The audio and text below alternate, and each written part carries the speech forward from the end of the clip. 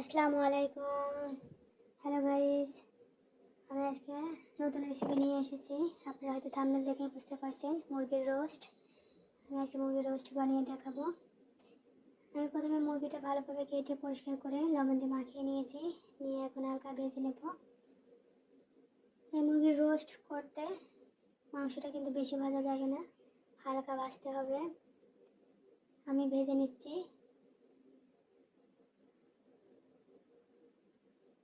এপাশ ওপাশ করে ভেজে নিতে হবে।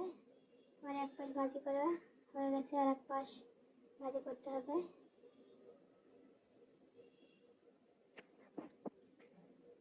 বেশি ভাজা যাবে না, বেশি ভাজলে রোস্ট করতে ভালো লাগবে না, খেতে ভালো লাগবে না, মাংসটা শক্ত হয়ে যাবে। যে কোনো হালকা ভাজি করে নিতে হবে যাতে কালারটা একটু সুন্দর আসে।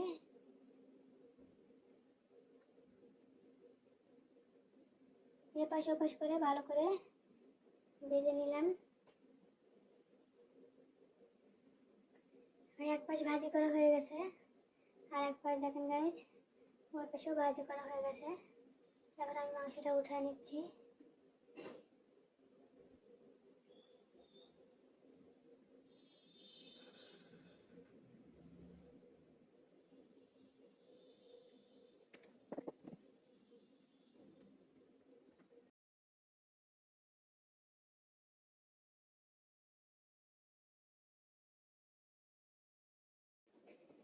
পেঁয়াজ কুচিগুলো এখন ভালো করে ভেজে নেব, হালকা বাদামি কালার করে নেব।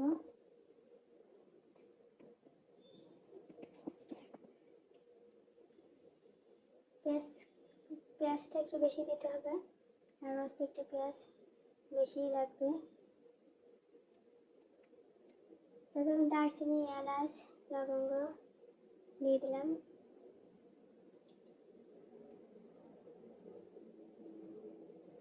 এখন 1 চা চামচ পেঁয়াজ বাটা, 1 চা চামচ জিরা বাটা, 1 চা চামচ রসুন বাটা দিয়ে দিলাম।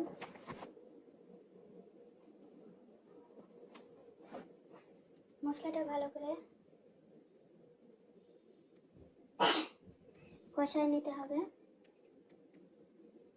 মশলাটা থেকে এটা কাঁচা স্মেল আছে, যদি কাঁচা স্মেলটা না থাকে যে কারণে একটু ভালো করে ভাজি করে নিতে হবে।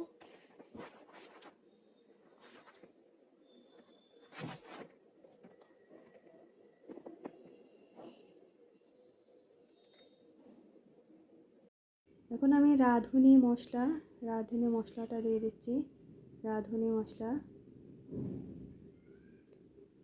মশলা অর্ধেকটা দিয়ে দিলাম। যেহেতু আমার একটা মুরগি, সেহেতু আমি পুরাটাই দিব না, অর্ধেকটা দিয়ে দিলাম। দিয়ে মশলাটা ভালোভাবে মাখায় নিলাম। এখন আমি কাজু বাদাম বেটে রেখেছিলাম, কাজু বাদামটা দিয়ে দিলাম। টমেটো সস দিয়ে দিলাম।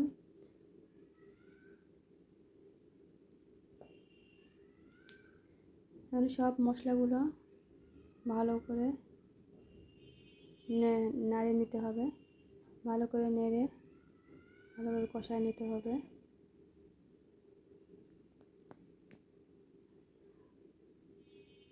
হাফ চা চামচ মশলার গুঁড়া নিলাম, হলুদের গুঁড়া নিলাম হাফ চা চামচ, মরিচের গুঁড়া নিলাম 1.5 চা চামচ পরিমাণ, স্বাদ মতো লবণ দিলাম।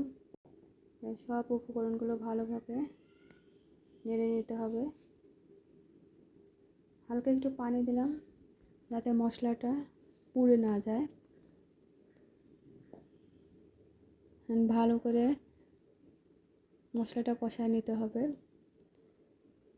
মশলাটা থেকে যখন তেলটা বের হয়ে আসবে তখন মশলাটা কষানো হয়ে গেছে।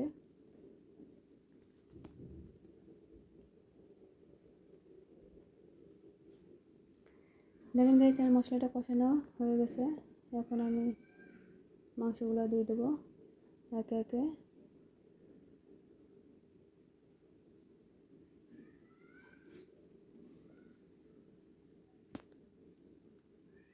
সবগুলো মাংস আমি দিয়ে দিলাম।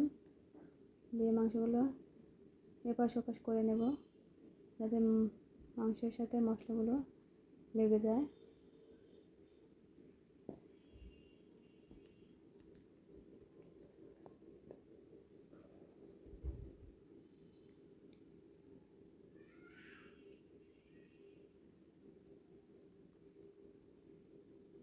আমি এখন তরল মিল্ক দিয়ে দিলাম। তরল মিল্ক মেজার কাপের 1 কাপ পরিমাণ, মেজার কাপের 1 কাপ পরিমাণ তরল মিল্ক দিলাম। আর রোস্টটা কষানো হয়ে গেছে। রোস্টটা কষানোর শেষে আমি তরল মিল্ক দিলাম মেজার কাপের বড় 1 কাপ পরিমাণ। আর হালকা একটু পানি দিলাম। পানি দিয়ে এখন ভালোভাবে নেড়ে চেড়ে নিব।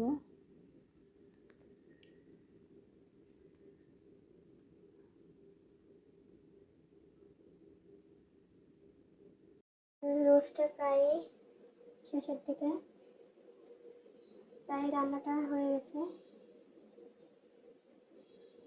কি সুন্দর লোভনীয় কালার মনে হচ্ছে। আমি এপাশ ওপাশ করে নেব, একটু নেড়ে নেব যাতে নিচে পুড়ে না যায়।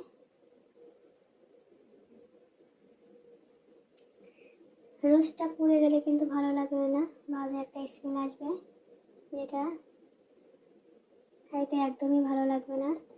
আমার রোস্টের রান্না দেখুন গাইজ, প্রায় শেষ। আমি এখন এপাশ ওপাশ করে একটু নেড়ে নিচ্ছি, যাতে মশলাটা ভালোভাবে সব মাংসতেই যায়। আমার এই রোস্টটা দেখেন গাইজ হয়ে গেছে। আমি এখন নামিয়ে নেব। মনে হচ্ছে রোস্টটা অনেক লোভনীয় মনে হচ্ছে, দেখতে যেমন অনেক সুন্দর লাগছে, টেস্টও অনেক সুন্দর হয়েছে। আমার এই চ্যানেলগুলো যদি আপনাদের ভালো লেগে থাকে, প্লিজ রিকোয়েস্ট করবো সাবস্ক্রাইব করে দেওয়ার জন্য। আমার চ্যানেল যদি আপনাদের ভালো লেগে থাকে তাহলে রিকোয়েস্ট করবো লাইক, কমেন্ট এবং শেয়ার করে দেওয়ার জন্য। ওকে, আল্লাহ হাফেজ।